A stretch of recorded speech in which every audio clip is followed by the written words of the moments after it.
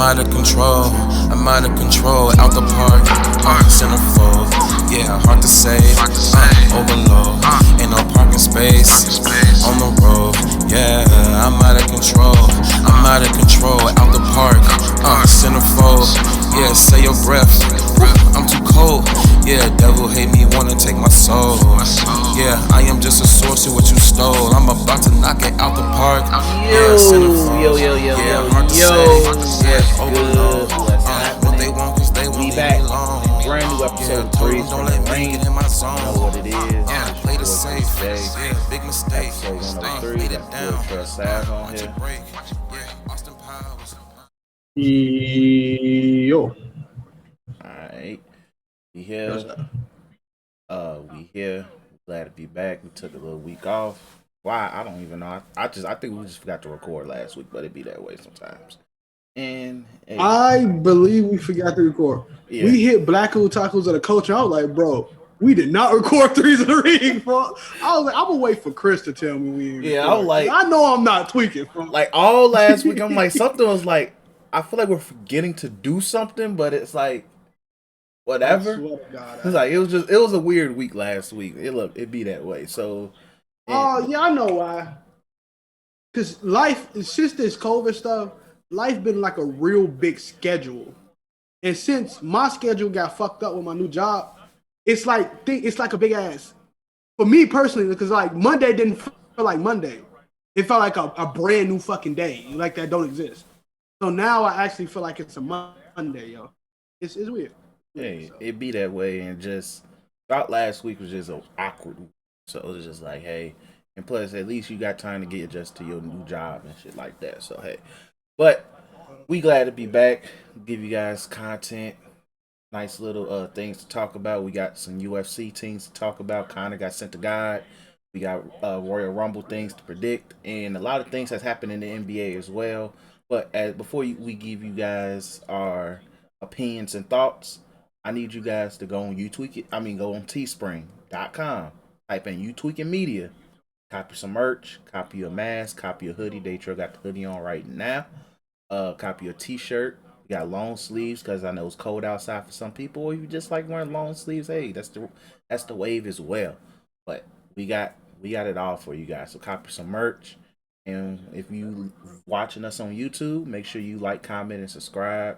Make sure you also hit the little bell to get notified when we drop episodes. And if you just like the audio side of things, make sure you hit subscribe. If you can rate. If you comment. We appreciate it all. But above all, share, like all that shit. But let's go ahead and get into things. I know on the top list I forgot to put UFC on there, but yeah, UFC. What number is this? 249 was it? It's one of them numbers. I don't know. And look, man, it's a lot. Big UFC event start off the year. Connor and buddy ass Daniel, whatever his name is, I don't know. Headlined this event. Dustin Poirier. I don't know why I'm thinking Daniel, but Dustin Poirier. So, my casual ass. That's how I view them niggas. But I'll let you take over from here. Talk about the event. Yeah, it was a big event. It was UFC first event of the year. Yep. So first pay-per-view event of the year, and headlined by Conor McGregor. After a year off, he got a fight. Also, on some pseudo hardcore fan stuff, UFC debut of Michael Chandler, real big fighter in Bellator, make his UFC debut against Dan Hooker, which is also a great fight. Technically had fight of the year with Dustin Poirier last year. Cool ass fight. Niggas was slugging it out. So two big fights on that main card. It was a decent pay-per-view, front to back. I ain't even gonna cap. If you know what I mean, you know what I mean when I say I'm glad I watched it the way I watched it. But it was decent. Especially the co-main event, the main event is worth the money because everybody loves to see knockouts. You got two of them right there. I think Michael Chandler knockout was extremely impressive. To come out not care about your jitters, not care about the bugs, not care about, your UFC debut. You probably did take a long time off as well. I don't know what your last fight was. I'm not about to look that up. But and you knocking Dan Hook out, what is a top was that lightweight contender. So it's cool to see that. Um, Also, shout out to Dustin Poirier who knocked out Conor McGregor second round in the beginning of the second round. First round was really like a chess match, but like Conor said, you could tell that rush got to him. That man, it's not new kicks. I don't want to call them new kicks, but it's a kick that's been getting used more and more in the UFC. They're kicking the back of niggas' calves. It's called a calf kick. They're kicking the back of motherfuckers' calves. And that shit is fucking niggas up. All right? I don't know. They say it's like the meat right there. It's not that much muscle and meat from your fucking bone. So it's just straight. And you hitting shit. So that Connor said it felt like it was an American football inside. He either said it felt like it was American football inside his leg, or he felt like there's somebody playing a football game inside his leg. Either fucking way, that shit sounded like it's hurt. He said his leg was dead limp. When he got off from the press conference, as nigga I watched before I went to sleep that night, it looked like he needed a cane. He got up. He kind of like, he kind of got up like how Prop Joe was going to get up before Marlo came in that room. So he was getting up like this and shit. And it was like, but unlike Prop Joe, kind of was able to get up and try to walk off. Honestly, I think he got crutches now. I wouldn't be surprised if we'll see him fight for another 4 months. He said he wants to stay active. A lot of people, and I would say this to end the UFC stuff. So when it comes to stars, we can't regulate in this day and age. We can't necessarily be like, well, this company has no stars, no matter what company it is. Something like basketball, football, baseball, well, that stuff is very hard to create a star unless this dude is as good as his earlier counterparts. Then yeah, I can understand. Like when people say when LeBron going, when KD going, where's the stars? And necessarily it's true because by the time LeBron and KD gone, people like James Harden and Curry and Kyrie are exiting their career as well. So you'll be like, where's the new stars? But as much as I hate it sometimes, but the media is a love-hate thing with me. It has a great way of making new stars. They did it with Zion. They made Zion seem like he was the second coming of something. They did it with Ben Simmons. They made Ben Simmons seem like he was the second coming of Bron. They do it, and it's possible. Lonzo coming out the draft. Lonzo in LA. He ended up getting that backlash media treatment towards the end of his stay in LA and stuff like that in the beginning. But Summer League Lonzo, people were saying he was going to be what the Lakers needed, right? There was a lot of media hype behind him. And the list goes on. Don't know that much about football, but say for instance like this. The one thing I love about football media, it does sometimes you do get a lot of white privilege stuff when it comes to quarterbacks and what people do outside the field, but analysts stick to being analysts. So when they talking about stats and when they talking about when football people or football players are doing good, you do good. We know Patrick Mahomes is the shit because when they talk about on the halftime report, when they talk about on NFL shows, if it's CBS, Fox Sports, the NFL shows that show ESPN, they talk the facts of why he's that good. I say all that to say this.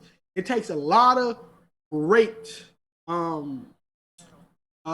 like media backup and stuff like that to really make a star a star. You can be really, really fucking good, but niggas thought Jeremy Lin was the second coming of Asian Jesus just because of that media presence he had from New York. In the UFC and in wrestling, that shit different. It takes a rocket strap. What I mean by that, in wrestling and in the UFC, you show your worth, they put a rocket strap on you. You in wrestling, somebody like Roman, though he had the background and say, oh yeah, he got this dynasty. Everybody love working with him. Shows his worth. He showed that he had to look. He showed that he gonna do what it takes to make that hard work work. It did heal Roman. It's showing that he's that most valuable player in that fucking company. Sasha Banks, Bayley, Charlotte Flair, Seth Rollins. List goes on and on from current day to legends. Now, for UFC, it take wins, it take knockouts. Niggas get knocked out every day, B. Just the way it is. But UFC know who to put the racket strap on. Chimaev, dude, look like Khabib, got a little split right here. Literally hasn't had a fight that lasted over the first round. Did this type of stuff, call people out. UFC put the rocket strap on him. Having him fighting the number 3 guy in that division, all fucking ready, and he wasn't even ranked. Rocket strap. If he beats Leon Edwards, megastar. Just that simple. There's so much story you could put behind that man. My man, it's this black dude. He knocked, I forget his name, but he knocked out Jacare Souza off his back. So he leaned back, knocked him out. Kevin Holland leaned back, knocked him out. It just take a rocket strap. Now everybody's talking about Kevin Holland. Kevin Holland get bigger up in the ranks. You don't necessarily get beat up by really good guys.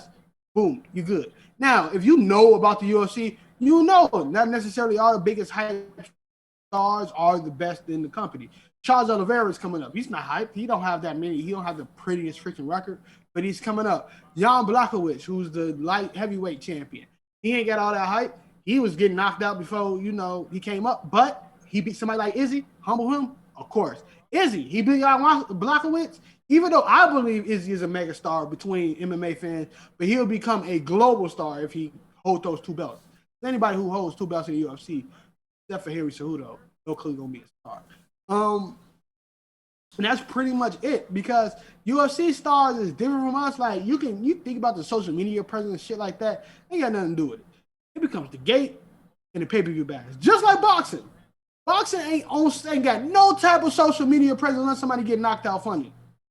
When you look at the gate, them goddamn pay-per-view bags, and you look at how much money them niggas got.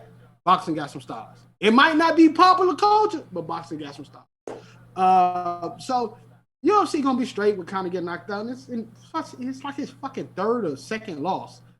He good. Or 4th loss. I don't fucking know. He good. Like, all he gotta do is string a couple of knockouts. He's a different man, and everybody's saying because he's a father. I say because of fucking court cases. So he's kind of a different man. So he ain't talking all that shit. But it's different. So I don't know. Good UFC fight. Can I tell you off the backhand what's the next event? No, but I know it's a fight night. I know my brother's favorite fighter, big ass dude, heavyweight. Nagano? My brother's favorite fighter though. I know he got a fight coming up. Nagano? Nagano? No, Nagano ain't fighting until probably April or March. Alistair Overeem. Alistair Overeem fighting. Brother love that dude. I don't know why. He rocks Alistair Overeem. Ever since we played like a UFC game, he just picked Alistair Overeem. He was like, "This is my guy." Beat my ass with him too. I was like, yeah, he got a fight coming up against like a ranked fighter. Like Chimaev, he got a fight coming up in February. It's a big card coming up in February, I believe. Where there's I'm forgetting names, but you got Burns and Usman. You also have, I think, Volkanovski and somebody.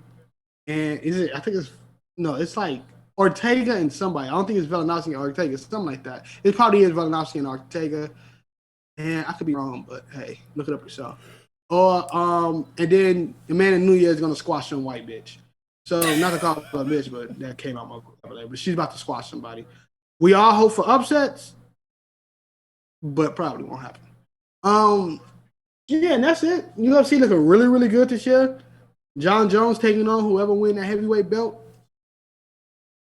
All good.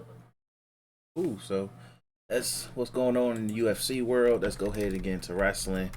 Before we get into present day wrestling, as you guys probably listened on the last podcast, I am torturing myself by going back and watching old WCW. Why? 'Cause I don't know. You are. I'm just torturing myself. But I have a rant right now. So last week I kind of ranted again, but I got to rant again. So I'm in right now the summer of 1997 of WCW and all of that. And I want you guys to understand, I am watching this. I'm not just sitting there.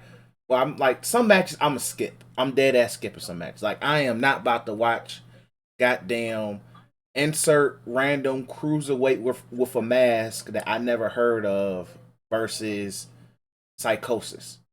in all respect to Psychosis, G, I'm not watching that. I'm keeping it G real. I skip Lex Luger matches unless it's a tag team.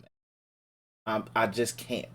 And also, if I see bootleg WCW Law Resistance one more time, I'm gonna scream. And Public Enemy, solely because they're fat. Like, and they're the Dudley boys with less swag and mullets. I'm good.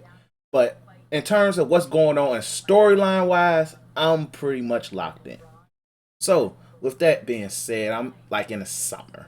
I think I already saw, let's see, all the summer pay per views. So that's Bash in the Beach, Great American Bash. I'm about to enter Hog Wild 1997. So, leading up to this, also, shout out one. This is Wait, one what's thing. the pay-per-view called? Hog Wild. So literally, it's a pay per view that they had. I don't know when it stopped, but that they had where they will be in South Dakota during a motorbike festival. So it's very MAGA as it gets. Like if this happened today, you will see MAGA all over the place. But hey, that's their thing. So this is my main beef, man. Like I said, I already accept the fact NWO is literally 60% of the show. I'm fine with that. But if it's Lex Luger, I think my rant is mainly going to be geared towards Lex Luger. I just don't like him.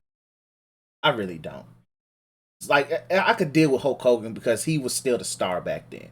But still, is this the NWO? Is this the point of NWO when my boy Booker T tag team partner started leading the shit, and they break off into different decks and stuff like that? Not yet.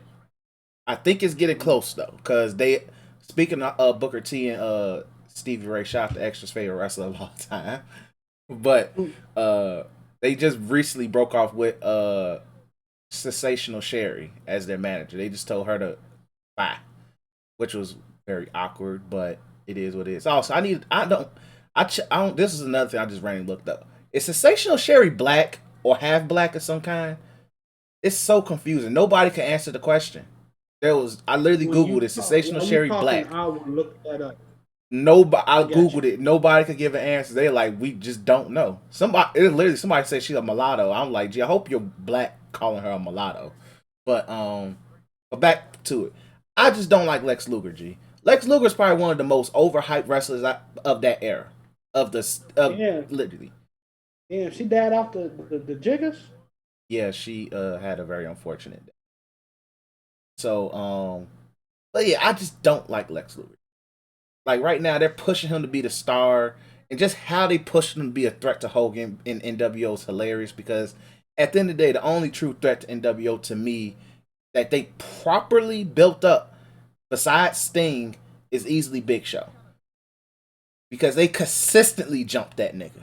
Consistently, they don't jump Luger. They just whoop his ass just because. Like it was what was it? I think it was Bash in the Beach, where it was Rodman and Hogan versus Big Show and Luger. Big Show got in the ring and immediately Kevin Nash dressed as Sting whooped that nigga ass with the bat. So I was like, oh, each time they go out their way to make, like, it's clearly they know Big Show's their threat. To make Luger look like a threat to Hogan to take the belt off him, because clearly in the midst of this, he's the number one contender. It's just Hogan's doing Hollywood things at this point. They say, oh, eventually he has to fight Hogan for the belt. I read the thing that dude said she a mulatto. Long leg, Mac Daddy El Topo. Like I saw that. I was like, I really hope. I think she a mulatto too, bro. Yeah, I think she's black. She's just like she's just fake. You gotta factor in those cameras, and she probably powdered herself to death. I didn't mean to say that. Forgive me. But yeah. R.I.P. Sensational Sherry. But my point is, Luger just ain't it, and I mean that with my heart of passion. They literally built this nigga up. They said, hey, let him torture rack Hulk Hogan to win the match. Then he's going to torture rack Macho Man, who was also interfering in the match, by the way. And then he's going to also torture rack Dennis Rodman. So now he's a threat to beat Hogan. That's shit writing to me. And I'm just keeping it G real. I understand you want to play the long game with Sting because Sting fights Hogan at Starrcade. So I'm waiting at this point. They're teasing it. It's been teased since goddamn February. I'm kind of over it. I understand Ric Flair just got back from shoulder surgery. But I would rather see Hogan and Flair old asses fight until then than see Lex Luger, Swaggerless, Ultimate Warrior ass wrestle. Now, yes, the torch rack is probably one of the most protected wrestling moves ever because niggas tap out immediately to that shit. But bro, that's all he has, bro. He is so swaggerless. He has been swaggerless for a year. I started in 90 since Bashing the Beach 96. He was swaggerless then. I'm tired of it. But the most exciting thing that is going on though, two of the most exciting things. The Steiners and Harlem Heat trying to get the outsiders to fight them for the belts, which is hilarious. But the back and forth between that is hilarious. And it's really good building them up. And you kind of just see how they're making Scott Steiner slowly into a star through that. Booker T's still very much a tag team wrestler at this point. That's a very neat storyline that they've been doing. Also, Macho Man versus DDP has been very interesting. It's just also, you gotta remember that Macho Man is a predator. So it's just like, and their rivalry is solely because Macho Man showed off a magazine of DDP's wife in Playboy. And it was like, okay, shout out to the free promo. So it was like, hey. Oh, yeah. Exactly. She was shaking them things. Literally, that was part of the promo. But their matches have been fun. And also just funny seeing Macho Man just whoop his ass. But their pay-per-view matches have been fine. But my brand is this. Lex Luger's not it. And I really can't wait to see that nigga not on the screen no more. Because I'm just sick of it.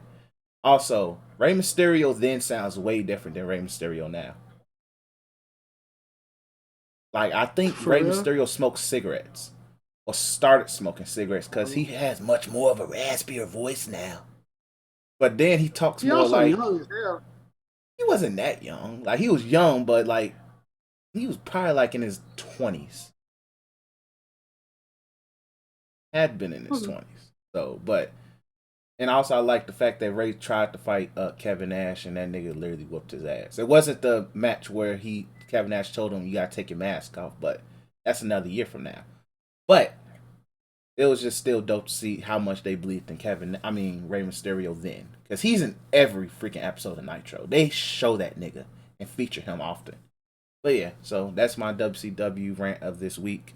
I try to keep you guys posted and do a better job because, hey, once you niggas know, I'm trying to be more of a student of the history of this shit. Even though I remember a lot of this shit vaguely, but seeing Luger pisses me the fuck off.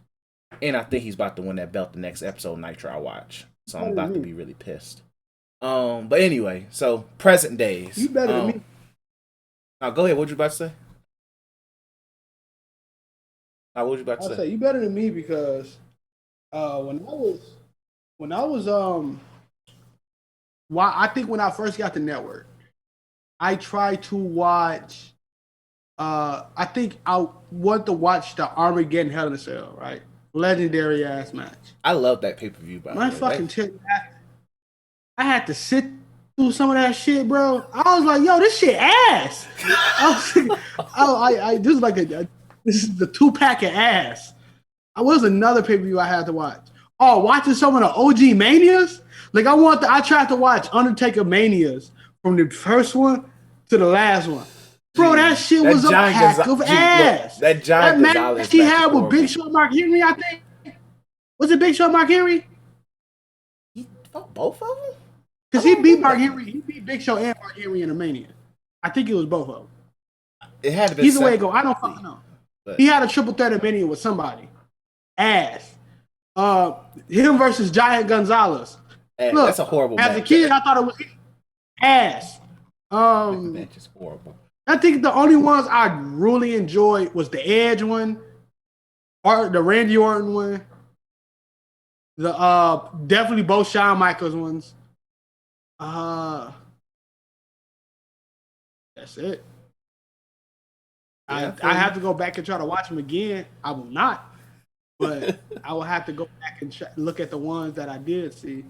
But yeah, man, it's a lot of ass, man. Wrestling got better than what it was, and some people call that the golden age because y'all was ass.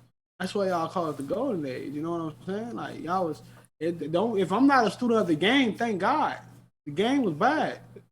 And look, I respect the OGs who grew up on that shit because it's like, hey, if it wasn't for y'all, I wouldn't learn a lot because I think I told the guys who do. I think I posted a comment on one of their stuff.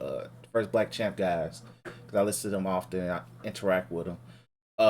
Because they last episode they pod, they were just going in. They were in a clubhouse with wrestling fans, and they didn't know a lot of basic shit from like the era we grew up on. So, like they didn't know. I think Stone Cold won 3 Rumbles. Yep, Steve Austin won 3 Rumbles. I'm like, how the you didn't know that? That's basic knowledge of the biggest star of the game and shit like that. But they were just going on a rant. He won one. He also won one when he was like in the top, like the first 5 entries. He was in that bitch for a minute before. Yeah, like I think I watched each of those Rumbles, but they were just going on a rant on their podcast and all of that. And I told them in the comments, I'm like, bro, keep it G real. I can't watch a lot of wrestling that was before 95. Not because I don't respect it, because hey, if it wasn't for that era, we wouldn't like the Attitude Era, NWO era, and all that wouldn't happen.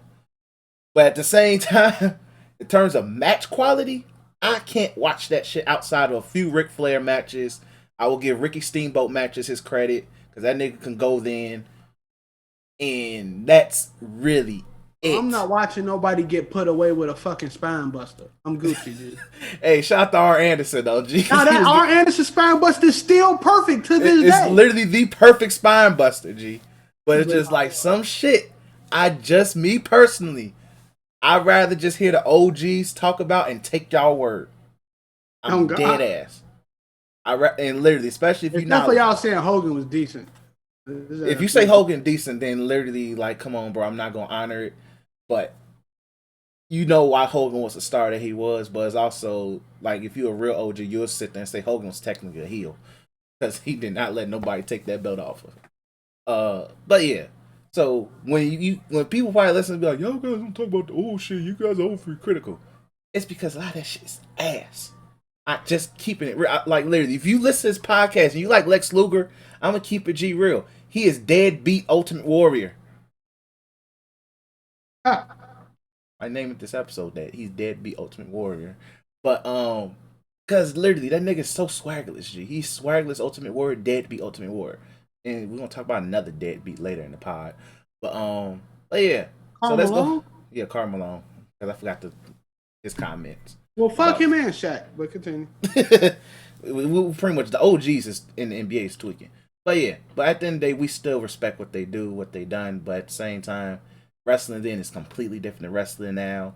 I would probably say some of the storylines were a little bit better, but it was a desperation thing back then too. But let's go ahead and talk about the Royal Rumble, which is coming up this upcoming week. Shout out to that. Finally, a freaking pay-per-view where I'm off. Wait, no, I work this. No, I take that back. I work this weekend. I'm about to say, brother. I still got the red schedule on my freaking brain, my nigga. You work this week. Yeah, unfortunately for you. It would never ever be a freaking time where I won't ever work. And it ain't nothing like working on a Mania Sunday, bro. Because you know the Mania start like at 12 o'clock. It ain't nothing like working on a Mania Sunday. You be waiting to get out that bitch, boy. Hell yeah.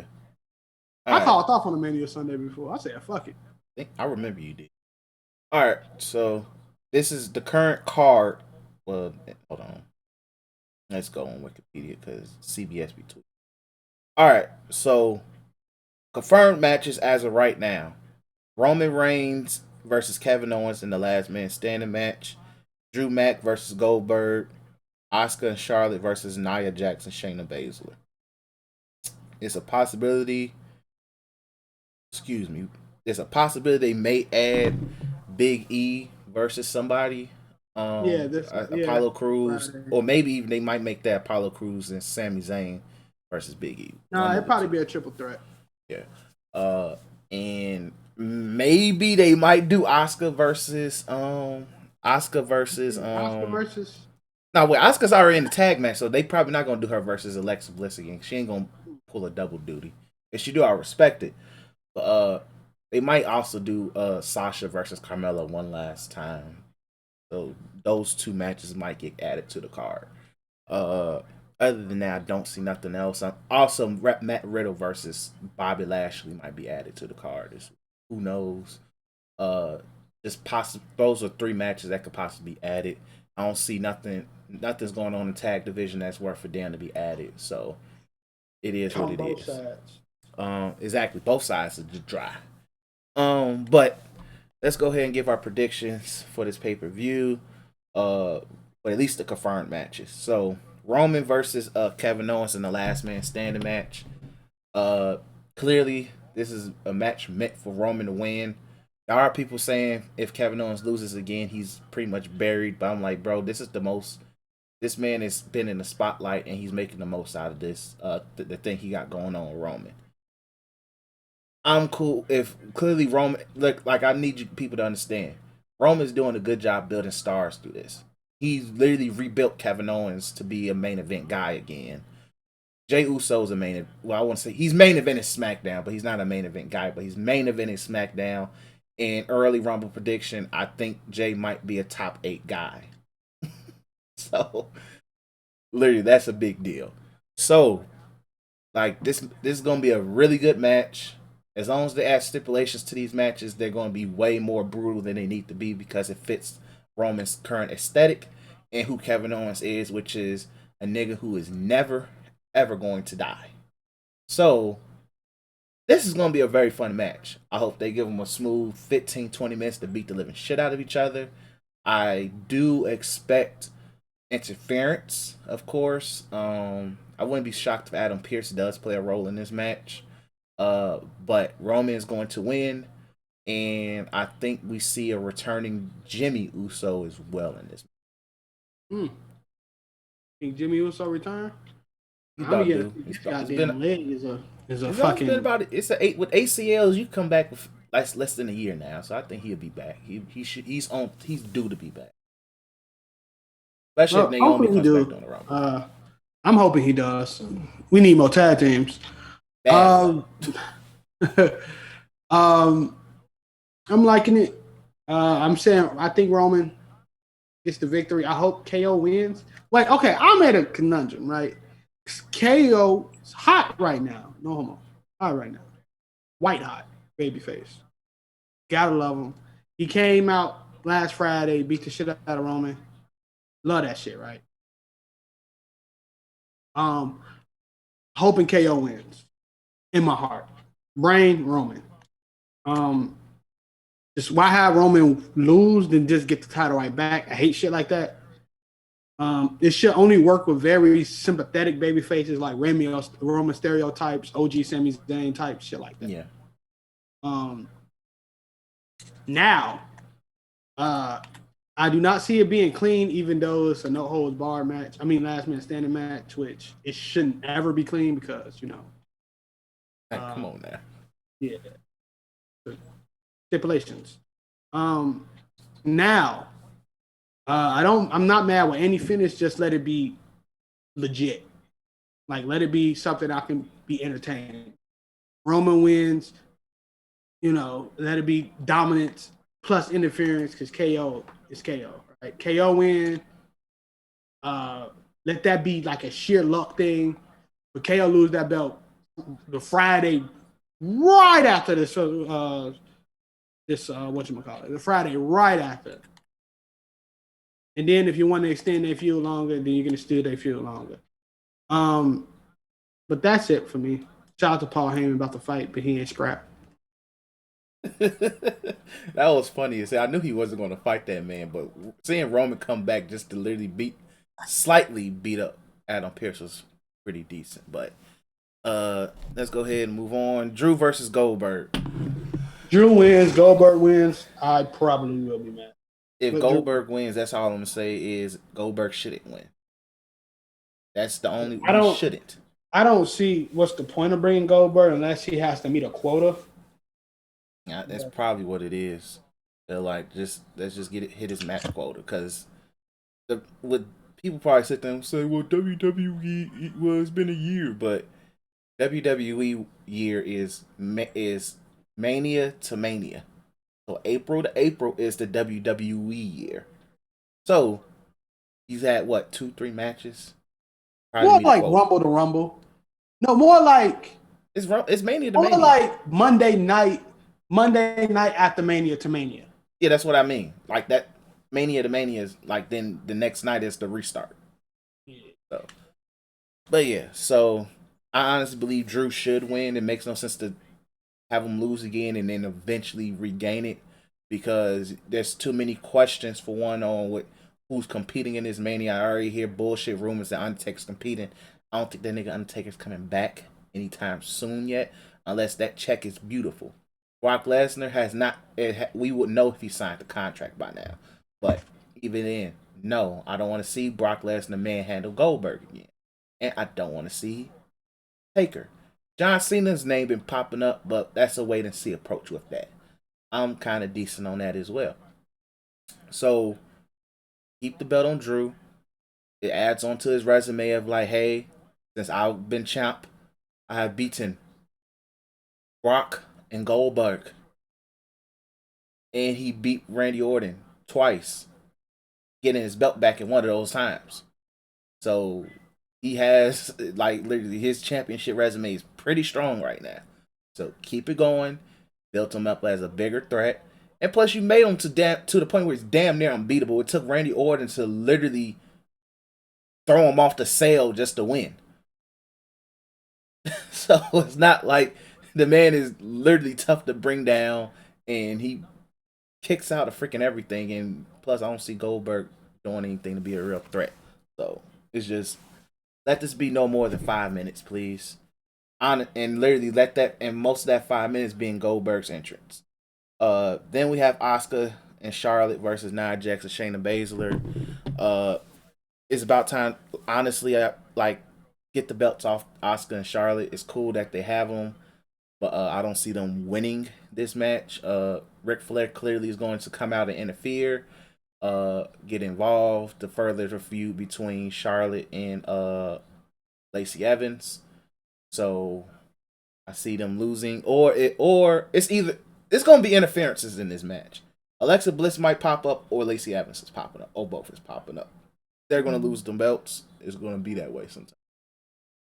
Yep. So shout out to Shayna and Nia to win them belts again, and I can't comment on this match because I haven't been paying attention to that storyline. And it's cool. There's nothing to really add. But yeah. So now let's go ahead and look at the women's rumble. We're still waiting on participants. It's still numbers, people, and all that we don't know. I do know that they said on I think it was Talking Smack. I forgot one of them damn shows, The Bump, that they're going to announce who's 1 and 2 for the women, who's 30 for the men, which is random, I guess, but cool. So, but for the women, This is Bianca Belair Rumble to lose. That's it. That's all. It's literally hers to lose. It's hers to lose. Because amongst the women, there's nobody else they really built up. Charlotte's busy with Lacey Evans right now. And so she won last year. Exactly. So she don't need to go back to back. Bailey is the only other person. Bailey, I don't see Bailey winning that Rumble. Yeah, I don't. But Bailey been help building up Bianca. Yeah, I know. Unless they do Bianca fights for her Rumble spot, but that diminishes the Rumble win. And you couldn't just have Bianca coming out a bigger star if she, wins the Rumble. So yeah, but it's Bianca's to lose. It's nobody else that they have built up. Yeah, see, so there's. Okay, not nobody else they built up, but it's nobody else. I'm not saying you're right. Built up, you're right. But there is dark horses that I think has a legitimate case. Yeah. So Alexa Bliss, legitimate case. Already started to especially feud the with past Asuka. 2 weeks. That nice little gimmick going. Haven't touched a main title belt in forever. What is her name? Rhea Ripley. Case. Last year, lost the belt to Charlotte. Dominant on NXT. Already getting the NXT send home package. Building somebody else off before they go. Most likely will be in this Rumble. Most likely will get a lot of heat coming into it. New face to fight Asuka. Boom. Yep. Also will be a really good match. Naomi, if her leg is good. Really ain't got to say nothing about that. Naomi getting this match definitely can be a new threat to Asuka. Don't know who will play the heel in that moment. Maybe Asuka. Who the hell knows? You always do a face v face thing. So Naomi's like a legit real dark horse. Shayna, especially if these belts don't go back on them, That's gonna say a lot. Yeah, be a lock for this shit. Most definitely could be a threat to Asuka. Make everything possible. There's a lot, but with all that saying, this is Bianca Belair Rumble to lose, bro. It is. She is so, bro. She barely even have fucking matches, dog. And I'm like, I need Bianca with the belt. And I love Sasha Banks with all my heart. But Bianca Belair Rumble to lose. pretty much. Like, I see no lies with anything you said. I don't really know in terms of any surprises. I really don't see nobody besides Naomi returning. That's really it. Naomi, you do Naomi. Some Shit. NXT Fuck around, people. get Kyrie Sane, just a little rub real quick. He did go back to Japan and fuck the dog shit out her husband. Beth Phoenix will be in that Rumble. Yeah. Bunch of NXT girls. You put Candice LeRae in there. You put Toni Storm in there. Like shit like that when it comes to surprises. Yeah. But when it comes to dubs, when it comes to winning, it's Bianca's to lose. It's her W. So Nikki Cross will have a great showing in the Rumble. I believe that. She'll have a really good showing. They'll be doing a lot of like internet packages with her. I think they toned down her Scottish accent. Which I don't really care regardless, but it happens a lot when it comes to TV and stuff like that. You want to know Idris Elba was British until you actually talk to the nigga. But she will have a very strong showing. A lot of people will come out this Rumble looking strong. I think Shayna will look strong again. Definitely. Because I was so happy with the job they did with her in the Rumble last year. She came in and just fucking dominated. That shit was beautiful. Pissy match with whatchamacallit. I just missed the layup with Steph Curry. I'm putting the controller down. Pissy match with with Becky Lynch, but for the most part, I can see Shayna having a really good dominant match. I mean, good dominant Rumble. Yeah. Sonya Deville. If it ain't Bianca Belair, Sonya Deville. You could tell they was gonna push Sonya Deville before that nigga came to her crib and tried to run some shit. Yeah. But Sonya Deville is up there too. All right, so final four. My final four is gonna be Bianca. Nia. No, I'm not throwing. For me, Bianca throw Nia out. Look, Bianca either gotta throw Nia or Charlotte out in the final four to make that shit legit. Yeah, like I put a you Charlotte throw in Bailey there. out for the story reasons, but that shit legit. You throw Charlotte. Whatchamacallit. I feel you. So for me, it's definitely gonna be Bianca, Charlotte. I'm putting Candice LeRae in there. I think Candice LeRae is gonna just pop up and just. Scared to move from the ring. I know, but it's just nice for her to be there. It's like, hey, we need bodies, and literally, it ain't like she's gonna move over. It's just, hey, He can be in the final four and still be decent. So yeah, so Charlotte, Bianca, Candice LeRae, and I'm putting Shayna in there. Like either Nia or Shayna. It's gonna be one of the two. One of them's they're gonna be in the final 6, but they're gonna eliminate each other. So that's what I'm throwing in there. It's about time to break the tag team up if we ain't got none. But yeah, I agree with you. Your final four I probably don't agree with, but I definitely go Shayna or Nia, Charlotte, Bianca, probably like Nikki Cross or NXT girl.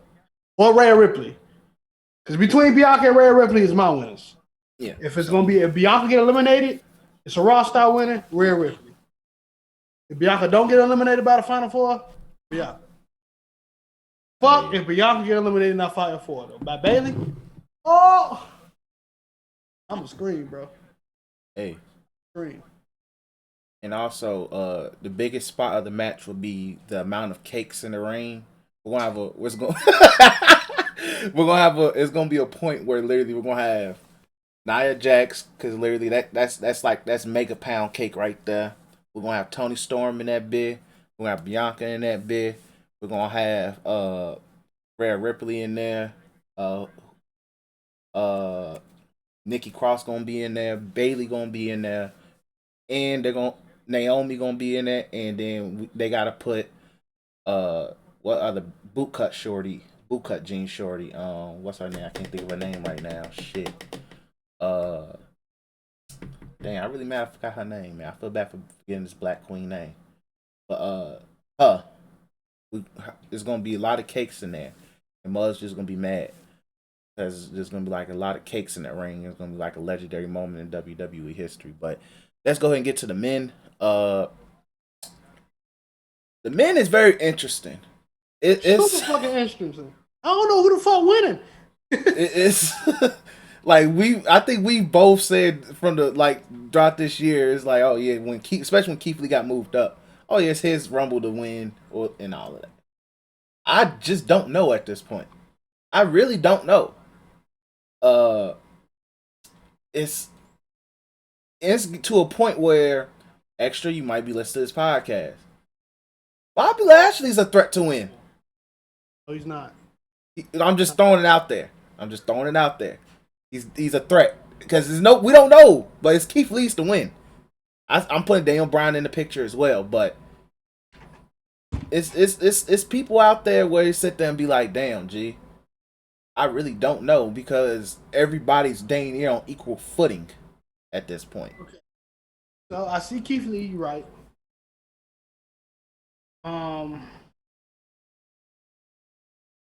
Keith Lee, Daniel Bryan. Those are the top two. Both brands. Daniel Bryan versus Roman Reigns is just main fucking event power right there. But you don't have to have Daniel Bryan win the Rumble for that to happen. Exactly. You could easily keep the slow burn. Keith, you need him to win the Rumble to make him a threat to McIntyre. You just can't have him beat McIntyre on a drop-off Mania type shit. You can do that with Roman, because 9 times out of 10, Roman retain it. Drew ain't retain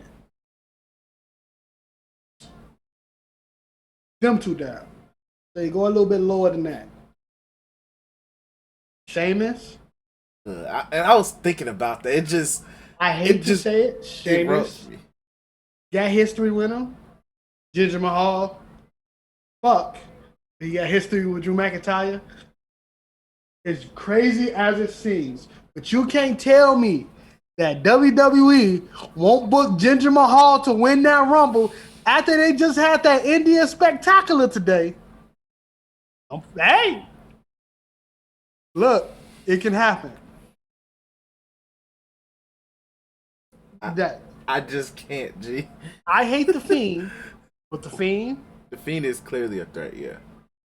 You put Randy in there, but those two cancel each other out, because that's waiting to happen.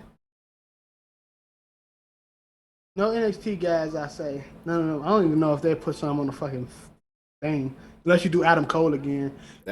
Adam Cole. If Adam Cole win, I'm happy. I'll be more happy than Keith Lee Hey, win. look, I'm marking out. G, if Adam Cole win. If he pops up, I'm marking. But Because you can play homage to when he debuted in Brooklyn. yeah, I think they injured that nigga after that. He got injured during the match or something like that.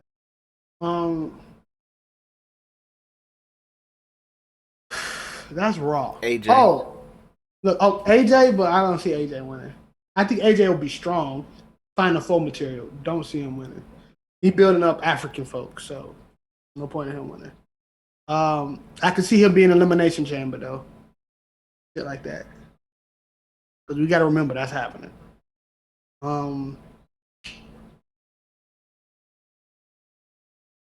SmackDown is hard, but you got Daniel Bryan, pretty much Daniel Bryan.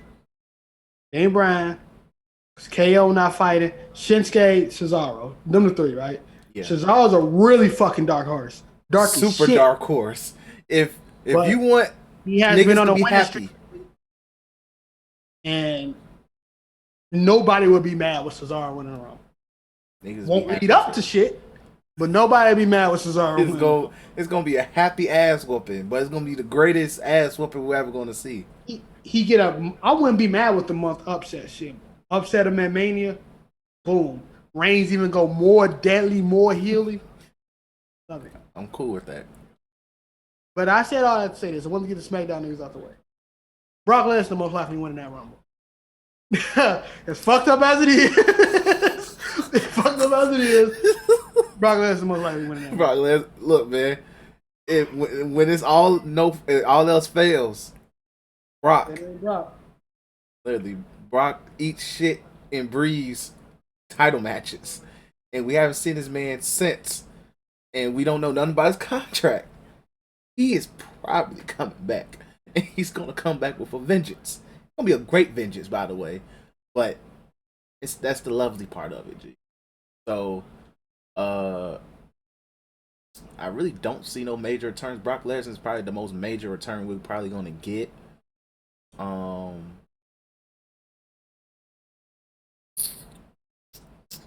Yeah, I don't really see major returns. Like, none that really shift the balance of anything. But Final Four, for me, Big E's going to be in there for some goofy. Some just tell me he's going to be in there. It's going to be Big E, Daniel Bryan, Keith Lee, and Brock Lesnar. Yeah, that's my Final Four. Daniel Bryan, Big E, Keith Lee, Brock Lesnar. Daniel Bryan, Keith Lee. I'm gonna put an asterisk mark by Brock Lesnar, Shinsuke, Randy. Randy is always good at Final Four because you never know if that nigga gonna win or not. Yeah, that's the dramatics. You gotta put niggas in a Final Four. You gotta get one nigga that might be a star soon, and three niggas that you might think that's gonna win. Put them niggas in the Final Four. I want Adam Cole to be in that bitch. After me seeing Adam Cole come in that hole, win that bitch from NXT. Look, bro, that shit sounded nice. It's a perfect world. That's the perfect world. Yeah, that's a very perfect world. Yeah, that's it for my one. All right, so like that's it. So that's it. Anything y'all listen? If y'all listen, y'all get anything from us. Is Bianca Belair Rumble to lose? It is. Ain't nobody else in this bitch that's higher than Bianca right now, bro. And low key, you don't do a spot like they did on last SmackDown where she lifts up Otis and walks across probably like 15 yards with that nigga on her shoulders. I hate cheesy ass spots, but that made Bianca more of a star. Yeah, it was like, gee.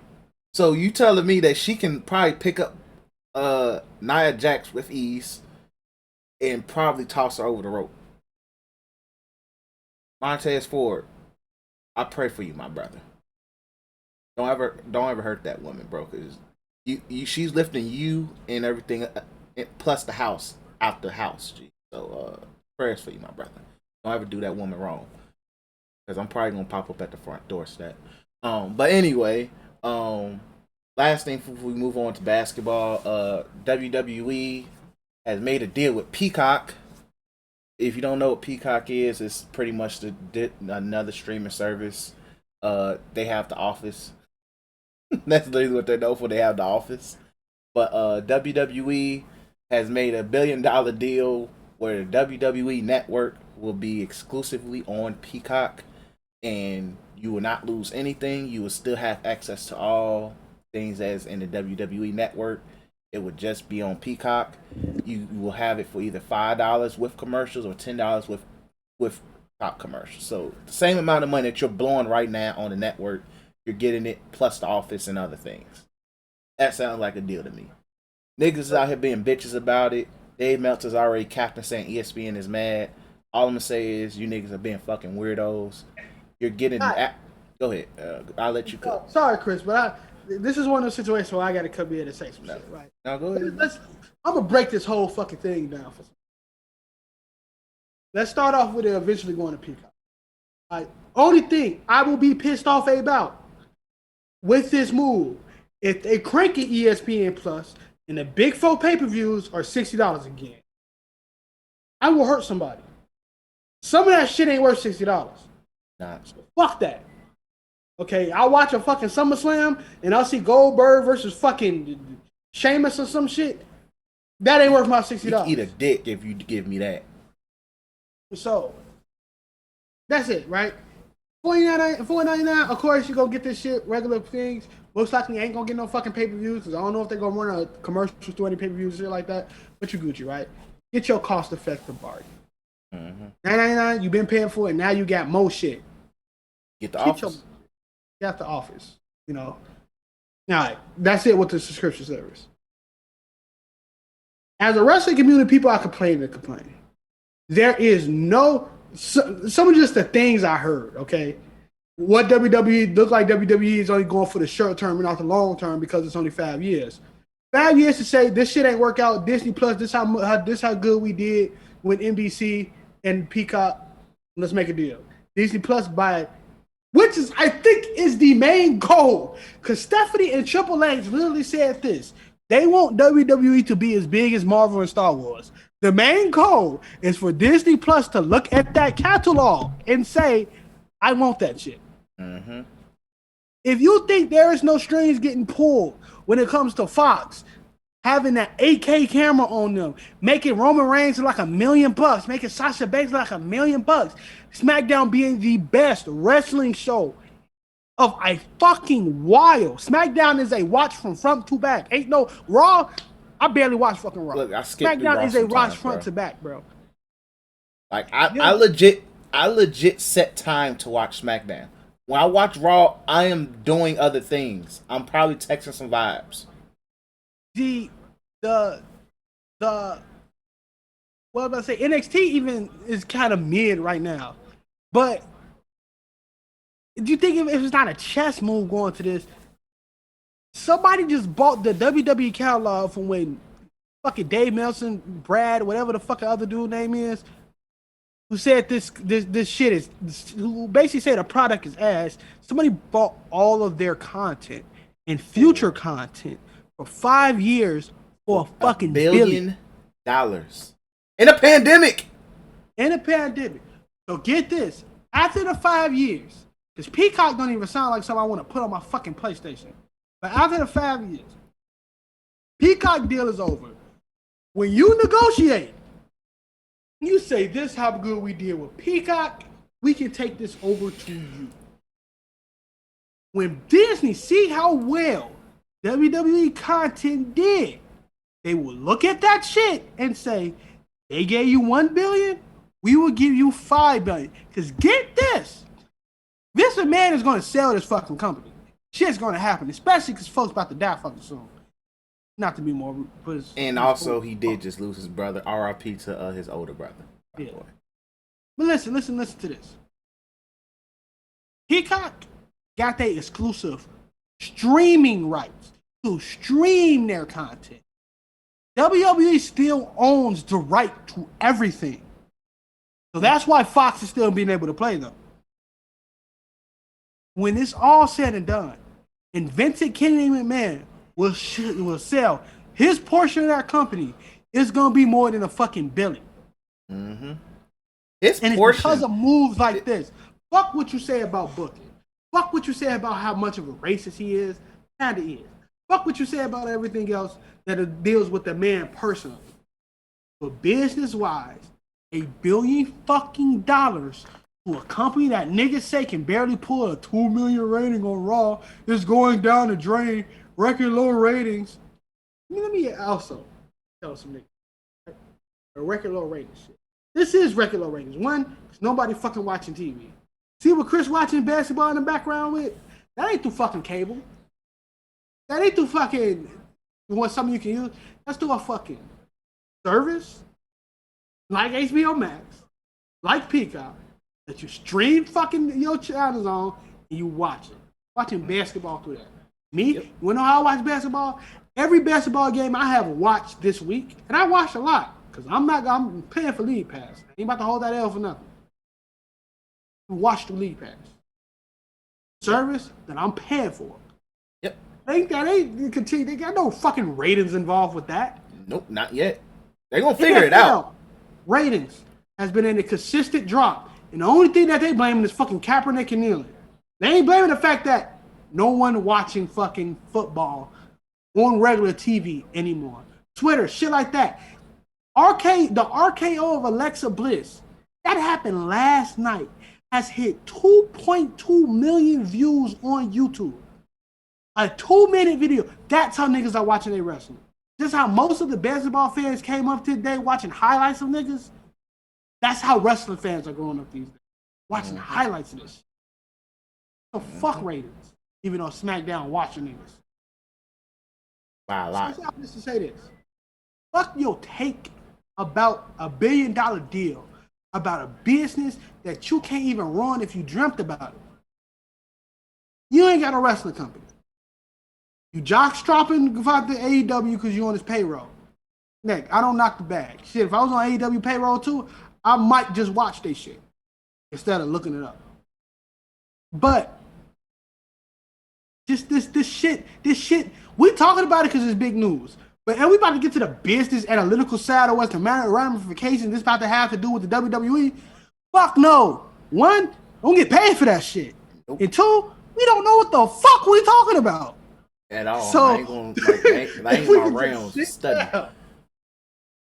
And be appreciative that wrestling company is worth $1 billion fucking dollars in 2020, and that's just to stream its content. 2021. To stream its content. Wrestling is in a good spot. Exactly. Like, y'all just gotta do better. And also, not to sit there and say, like, oh my god, it's on Peacock. Nigga, you just have to download the app, bro. You was probably looking to watch The Office anyway. And not to sit there and say, like, it's huge for wrestling regardless. It's huge for WWE. It's huge for what they plan to do in the future. But, gee, at the end of the day, it's probably either going to bring back wrestling fans or it's going to create wrestling fans. Because regardless, if you're a fan, you are a fan, you're going to stick around. But who knows, when the nigga on Peacock, he's sitting there tired of watching The Office for the 100th billionth time, he's going to sit there and be like, oh, damn, I used to watch wrestling when Kurt Angle was on there. That nigga gonna go to the damn WWE Network side of things, look up Kurt Angle matches. And then next thing you know, that nigga gonna sit there and be like, let's see what's going on currently. And he sees Roman Reigns beating living shit out of Kevin Owens. Not to sit there, I like Kevin Owens, by the way. Or he's gonna see Drew McIntyre and sit there and be like, that guy's freaking awesome. Oh, damn. Wait, hold on. I take back my Royal Rumble thing, by the way. Seth Rollins is gonna be in the top 4. Not Brock Lesnar. Seth Rollins. There we go. But rewind, fast forward. But you gonna see Seth Rollins sit there and be like, yo, that nigga is cold. It might come back to wrestling. Shit like that. Some random girl sit there and be like, damn, Edge was one of my favorites. She sit there and see Roman Reigns with his nice long frolicky ass hair. Oh man, he's hot. Follows him on Instagram. Next thing you know, she's part of the IO relevancy. Shit like that, man. You guys gotta think. This is a possibility to bring back or create new fans. And it's through niggas sitting there binge watching The Office for the 100,000 billionth time. You gotta look at the bigger picture sometimes. And if they hate it, they can watch AEW. Who gives a fuck? But let's go ahead and get into basketball, G. So, there's a lot of shit we got to start on. yeah. But So I gotta say something again. Just recently not watched, but paid attention. Is that the game that's going on behind you? I don't fucking know. Probably not, because it's still going on. the Nets and the Knicks and what you call it? Yeah, you weren't watching it then. Recently just paid attention to the Rockets versus Washington. Said a few things. Washington's ass. Let's get this straight. But for you niggas crying over Bradley Beal, that's your fucking fault. And Bradley Beal's fucking fault. My nigga, he signed an extension with Washington. A team that was already the worst fucking team in the league. He signed an extension with it. It wasn't a worst team because they was young and getting ready. It was the worst team because they was ass. So, I didn't got no sympathy for a nigga that looked like he's crying on the bench right now because he got one of the worst records and he playing with Russell Westbrook. And also the fact that his team was freaking the super spreader team of COVID as well. That and whatever team, all the fucking teams in Texas. But listen to me. And I say this. His fault. Fire your fucking coach. Please. Gotta go. You got Russell Westbrook and Bradley Beal. Ain't no way you should be below 500. Fire your fucking coach. Do what you can do to get Drummond and call it a fucking day. That's it. Drummond gonna get all the rebounds that Russell Westbrook can't get. Russell Westbrook gonna get all the rebounds that Drummond can't get.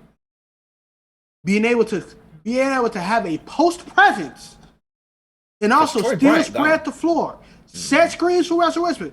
I ain't saying that Bryant nigga ain't bad. But I'm just saying, get some wins under your belt. But you're a fucking lottery team, so I don't even know why we're talking about you right now. I feel like the NBA on TNT crew, we don't watch these teams because they losing. I try to watch it, but I can only tolerate so much bad basketball, G. Like, G. And, like, just, like, I don't mean this, like, the Wizards was not on the topic discussion because, for one, they haven't played basketball in almost, like, 2-3 weeks, it feels like. They have a lot of games to make up. But even before, they just look tragic. It's tough that they lost Troy Bryant. That was a huge freaking loss. Because he was looking really freaking good. Westbrook was making... If there's one thing Westbrook does, he makes centers look great. Really freaking great. But, with that being said, this team is not that good. I made a mistake. I will own up to my mistake to say that I thought this team was a playoff team. I take that shit back. But at the same time, who knows what would have happened if they wasn't a super spreader team and couldn't play basketball for 2-3 weeks. Things could have changed. Now they pretty much at this point, this is like their reseason debut. So, but point is, this team is very freaking bad.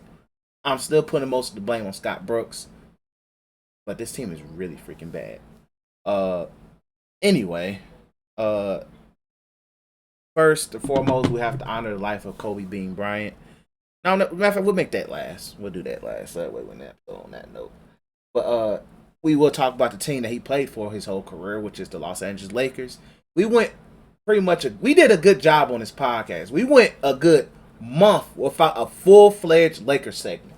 And it's easy because literally, them niggas have been so good that you know they're freaking coasting. Yeah. So good that we know that they're coasting. The only blemish is the fact that Anthony Davis, for his standards, has been okay. But he's playing really great defense.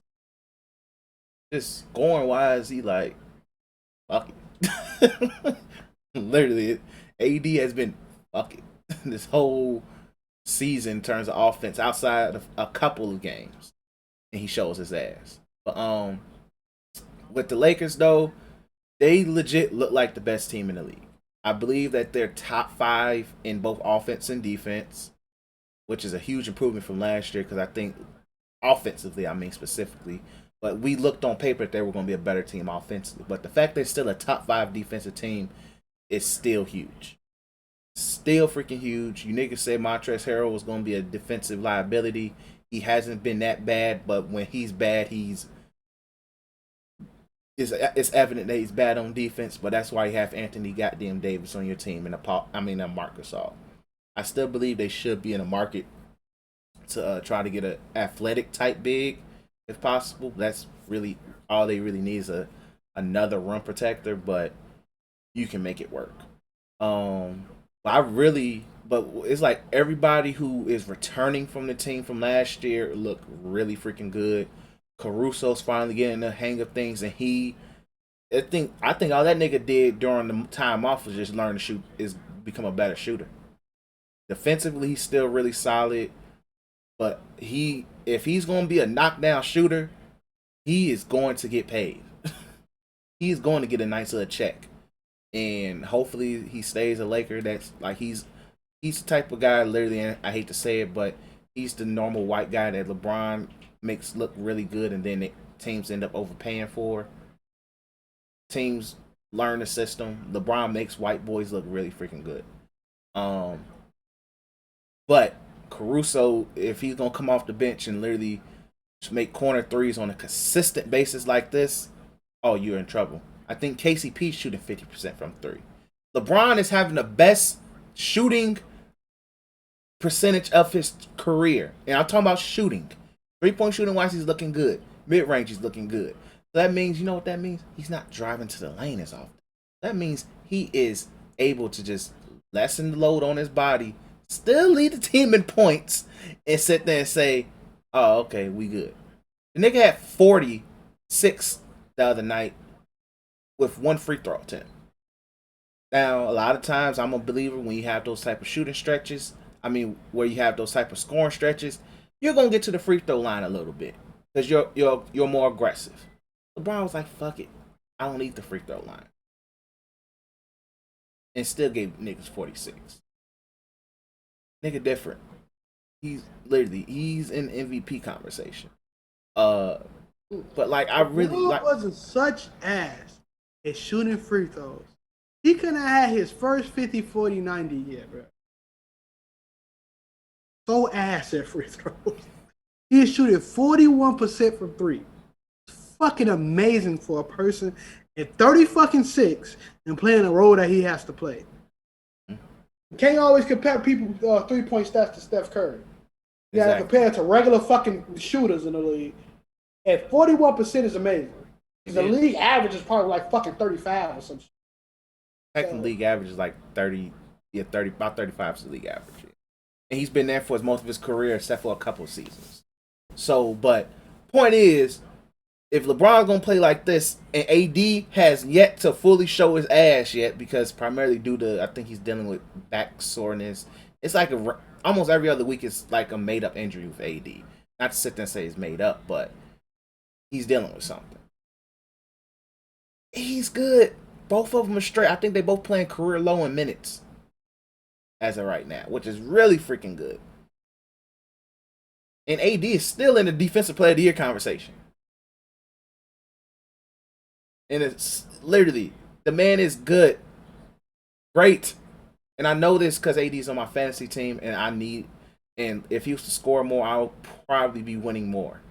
But defensively, he's prospering in blocks. He's getting steals. Rebounding it could be a little bit better, but you're on a team with LeBron, Trez, and Marcus All don't really get that many boards, but other niggas getting boards. Like, this is how you literally help a team where you have an aging superstar like LeBron and AD who is coming off his first long-term season. You put talent around them where it's like, don't do as much work. Because the others are doing a great job. So I like what I see from the Lakers. Keep at it. They should remain healthy. They're gonna, as long as they remain healthy. I don't really like. They're clearly head and above the best team in the league. The only thing they really need is another rim protector, and that's just insurance.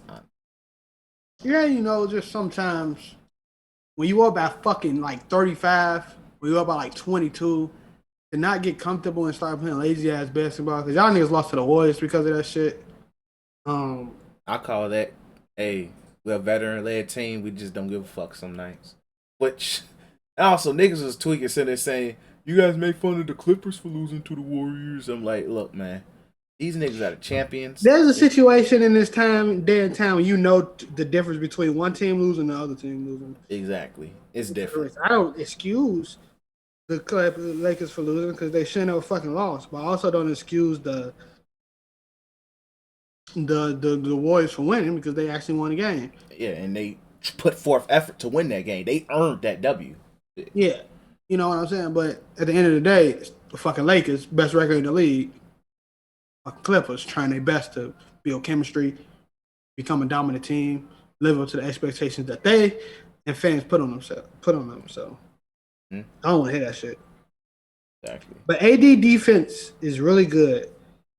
He's still averaging more blocks than personal fouls, which is fucking amazing. Shoot 21 points a game is great. The 1.4 in steals is AD should have won Defensive Player of the Year last year, but we ain't gonna talk about that shit because last year he played better offensively and defensively. But this year you can see it. He's playing really, really good defensively. He's a primary rim protector. You had Dwight and JaVale McGee to help you out last year. This year you only got Marcus Gasol and Trez. So you really is the primary rim protector. He's doing really freaking good. And fuck, I know AD been having some bad games, but if you still put a guard on that man, for some apparent reason, AD fadeaway don't miss when that shit happens. So Lakers look good. That's all we really can say. When they lose, you could tell they lost because they just didn't care. Like that Warriors game, I watched it. I was like, gee, like I think that fourth quarter, I'm like, they're gonna lose this game, and they lost the game. The moment that the Warriors got the lead, it was like Steph said, "Hey, we holding on to this, my boy." And I don't blame him. But let's go ahead and talk about the next hot team in the league, probably the hottest team in the league, on and off the court. The Brooklyn Nets. So James Harden is a Brooklyn Net. He has played, I think, 4 or 5 games now as a Brooklyn Net.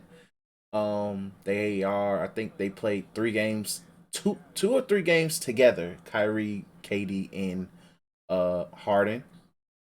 But this past week, last week in one of the first games that they played together, did not end up as good as niggas thought it was going to be. They ran into Cleveland Cavaliers, and as I think we was texting, and I was just periodically checking the score. I'm like, yeah, man. I'm like, the Cavaliers ain't going down. I'm like, all these niggas playing, Kyrie playing his heart out. And then next thing you know, we tuned into the game. I think we was all watching it. Me, you, Tyler was watching it too. We were just like, yo, what the fuck? All I'm saying is, they're gonna regret trading Jared Allen. Jared Allen actually can do more offensively than I thought. Now, I think more offensive than 2K thinks he can do. Because I didn't know that man had a mid range. If he's wide the hell open, but still, he has a mid range. That's gonna do a floater. Not a lot of centers can do floaters. I don't think I've seen AD do a floater. And I feel like AD is the most skillful big in the league. So, like, gee, I think you're gonna regret that. Torian Prince came in with vengeance. I didn't know Larry Nance had a jump shot, by the way. But clearly he's been training with Kevin Love.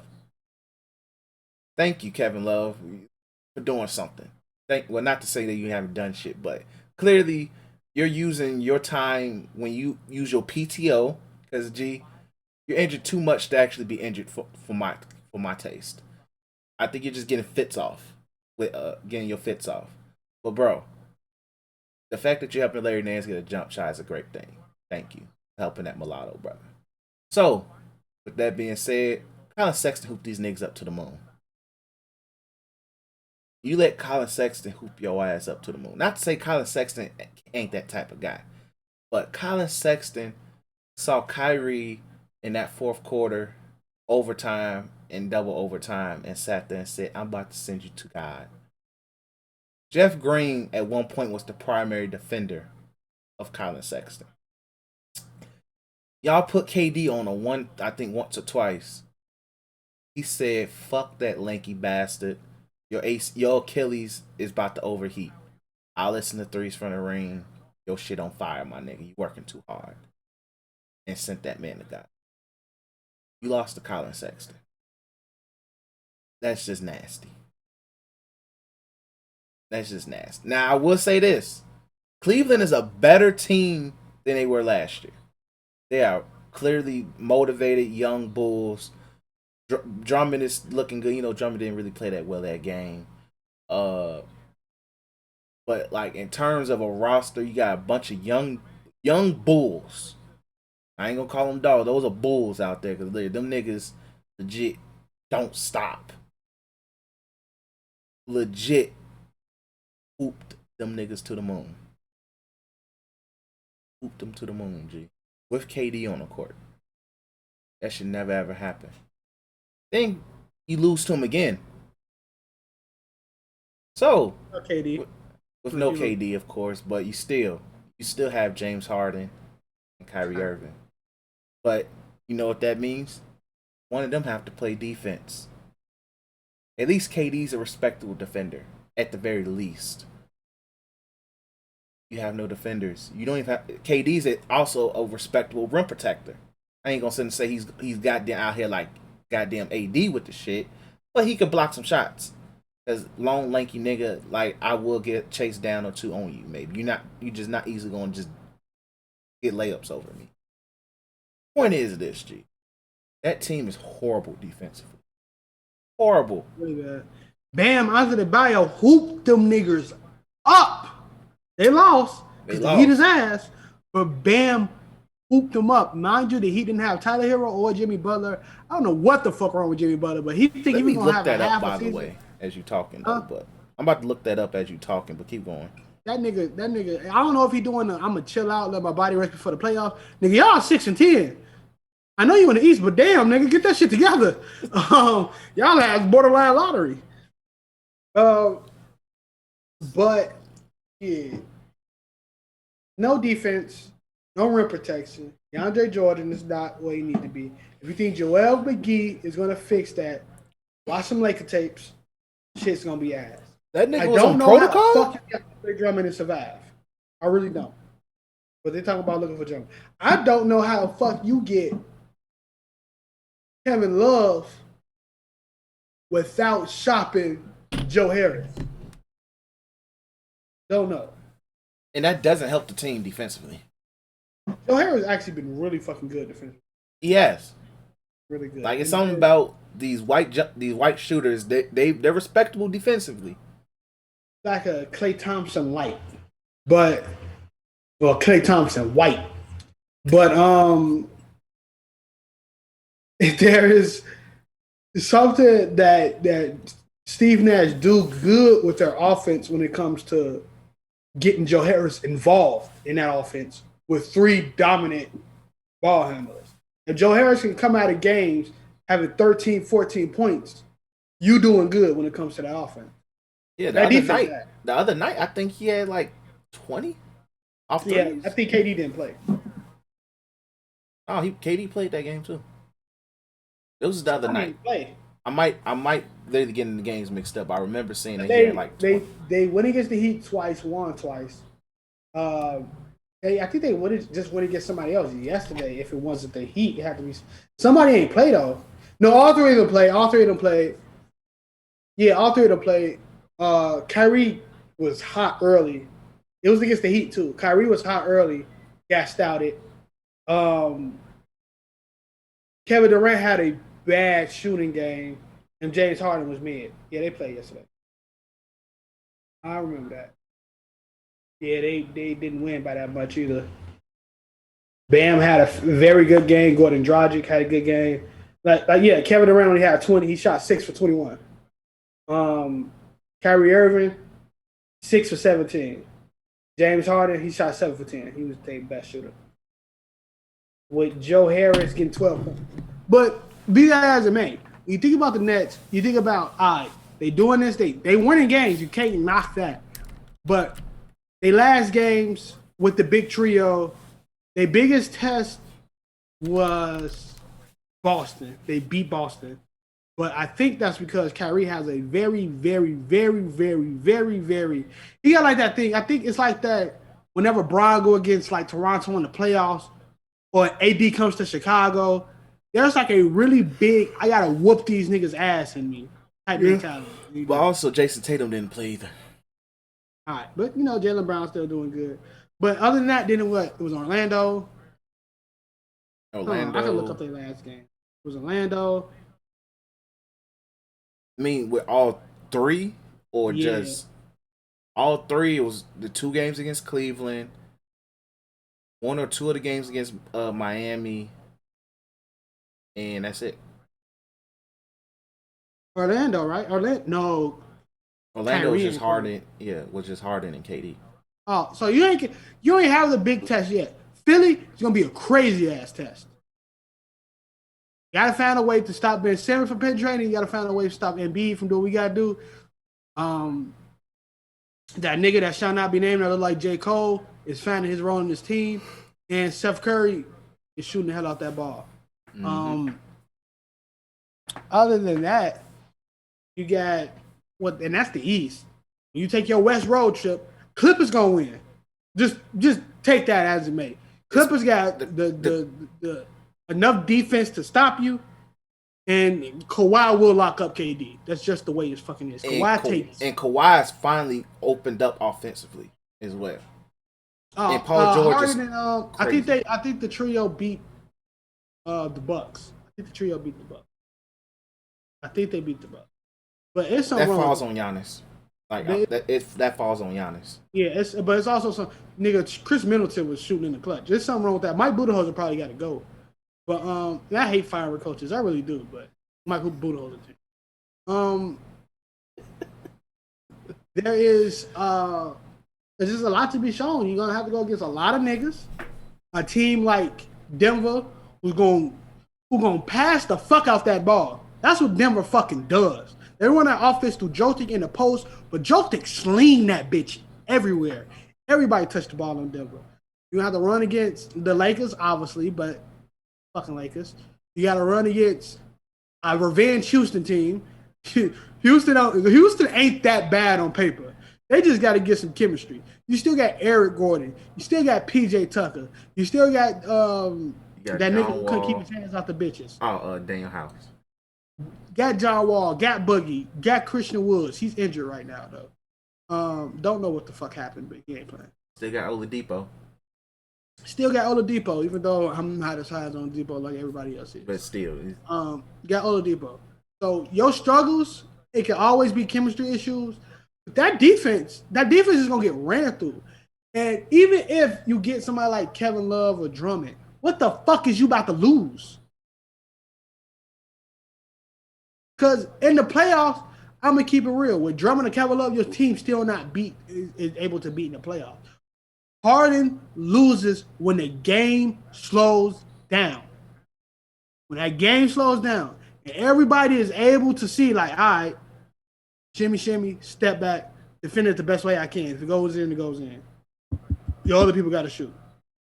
KD is KD. You got to give a fuck about him. And if Kyrie is cold, you are fucked. When I mean that, a lot of people talk about KD's first wing and just his pure dominance over Bron. Nobody talk about the fact that Kyrie just couldn't fucking do anything. His Robin couldn't do shit. So it is what it is. Yeah. It is what it is. I love Kyrie. I rock with him. I'm not coming about this man personally. I don't give a fuck about what any days off he did. I'm not saying trade him. One of the better point guards in the league, still on days off when he come out off a sabbatical, will drop 30 on motherfuckers' head just because he's Kyrie, right? No doubt about that.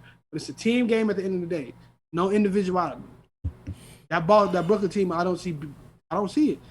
They run into fucking Philly in that playoffs. You better hope Philly run into Boston. This is your best call. Your best case scenario, Philly run into Boston, and Jimmy Butler don't come back for the Heat. Best case scenario. With Jimmy, I thought he had an injury, which he did, but then immediately he played the Wizards and was on protocol, COVID protocol. He in Miami taking body shots. That's Like they have a really good schedule, bro. It's going to be very hard for Brooklyn to lose. That's just probably perfect for them, if that's the case. I said that's probably perfect for them because like you get to build chemistry and shit like that. So that's like they go against the Hawks next.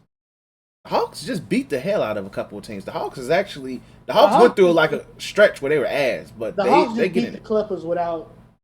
Oh yeah, well I know, but they've been better because like the past couple of weeks they've been fell back down to earth, but they're getting it. Yeah, together. they got the easiest fucking schedule on the man right now. They got Miami W, Hawks most likely a W, OKC W, Wizards. They about to fuck up the Wizards. Wizards ain't winning no fucking game. After that, Memphis. Wait, no, hold on. They don't. Is they not showing the rest of the games? Oh, here you go. Then you got all right.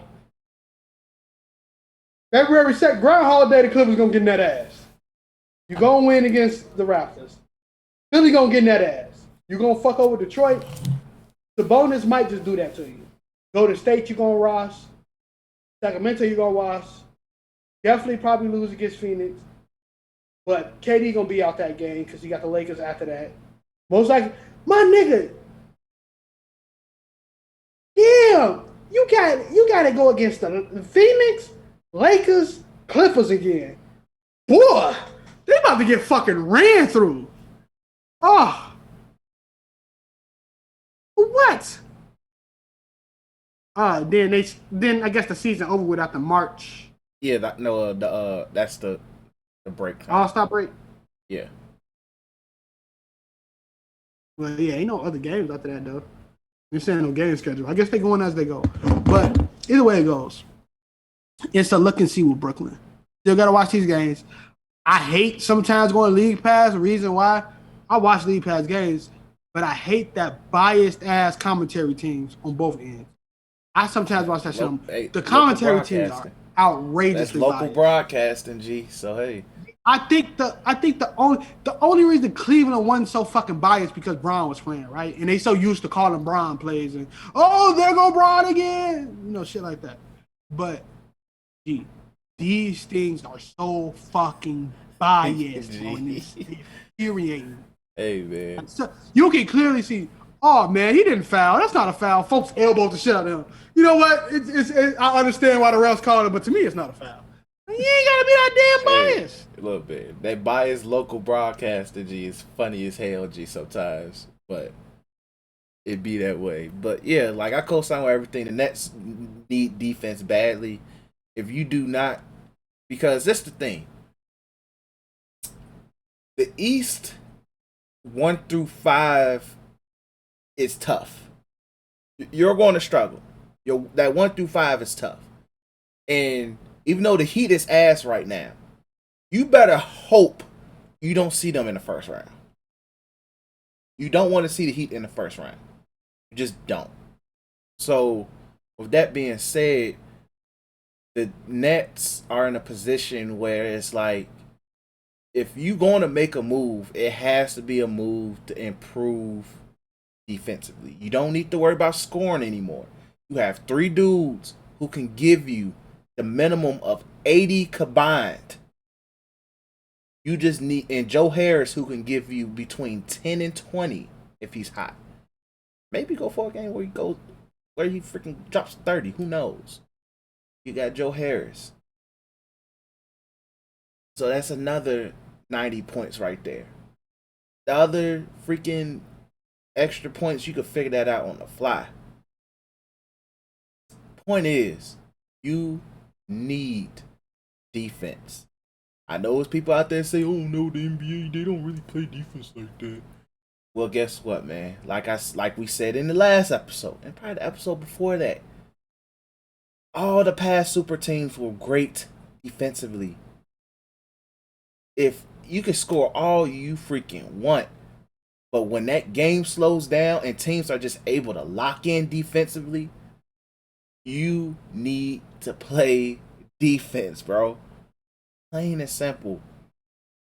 The Lakers won it last year solely because of defense. Solely because of defense. You had the best defender on the team with a great with one of the greatest offensive players, one of the greatest players we ever seen. And they won. The Nets need a defender. You need somebody who can at least protect the rim. DeAndre Jordan is not it no more. He's just not. And him being your only center, I think your backup is, I think Tony Claxton is what the fuck his name is. And only I know who he is because he was my backup center on a league we did on 2K one time. He was ass. So, that being said, you don't have no defense. Harden's not that bad of a defender than I give him. Like he shows more effort defensively than he's shown in previous years. KD can still defend, but he off of Achilles, no. Kyrie is the weakness of the defense. They're going to take advantage of that, man. Joe Harris is going to get taken advantage of, even though he's an okay defender. You have no rim protection. Your bench, you have no defenders off the bench. Because literally, the assumption is Kyrie's probably going to be the primary one to play with the bench for scoring reasons. And so he can get his shots off. He's a horrible defender. Horrible. So you need a defender. At least somebody could protect the rim. Get JaVale. JaVale's probably going to get cut. Or if you want to trade for him, be my guest. But literally, try to get somebody who can protect the damn rim. I don't know where Andre Roberson is. I really do not know. But gee, sign him. He doesn't need to score. He doesn't. They say you can see folks bone off his leg from the court, bro. They say he ain't got no fucking leg, bro. They say it's just pure bone right there. That's why he ain't signed. That's I feel bad for mans. Talking shit. Yeah. If that's the case, I'm like, that's bad. But still, sign Andre Roberson. KD got a rapport with him. He can play. You just need him to play defense. I just need you to play hard-nosed defense. And no shades toward Jeff Green. Jeff Green is a really great player. Well, I won't say great. He's a really solid player. Really solid player. But, bro, he should not be your lockdown perimeter defender. I have the utmost respect for Jeff Green. And he shouldn't be playing the 5 either. There's a lot wrong with this team in terms of construction. If they like, that's why at the very, they're literally a second round egg. Like for a team this good, their window of failure is weird because they get eliminated as early as the second round or the finals. That's too damn wide for a team with this much time with two top 5 level players and a dude who's in top 15, top 20. That's no. If you sit there telling me you got a team like that, oh yeah, they should lose in the finals at least. No. You have 3 dudes in the top who are top 15. And you telling me that because just based off the roster construction and the fact that none of the guys want to play defense except for one, they're literally a second round exit possibly. Because the East is a lot better than people give it credit for, especially on the top half. Like you said, Philly's gonna give them fucking rounds. Like, if you meet Philly or Boston in that second round, you fuck. You are literally that goes for any fucking team in the league. You meet Philly or Boston in the second round, if you're not the Lakers or the fucking Clippers, you're fucked.